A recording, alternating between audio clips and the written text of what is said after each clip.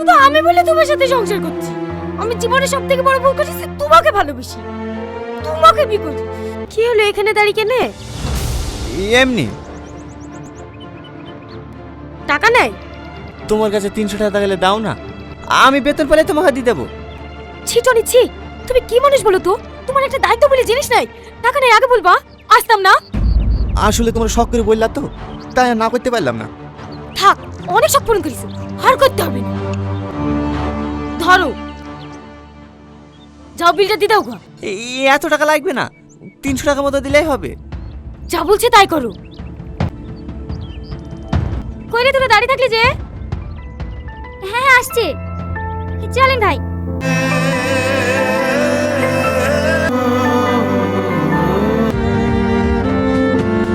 আর যদি আমি টাকা না নিয়ে যেতাম তাহলে কি হতো? তোমার লেগে তো আমাদেরকে রেস্টুরেন্টে থালা বাসন মাজতে হতো।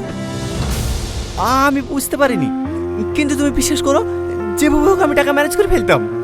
ম্যানেজ করে করেই তো 4 বছর ধরে সংসার চালাচ্ছো। শুধু আমি বলে তোমার সাথে সংসার করছি। আমি জীবনে সব থেকে বড় ভুল করেছি, তোমাকে ভালোবেসি, তোমাকে বিয়ে করি। তো খাওয়াও, এছাড়া তো আমার জীবনে কিছু নয়।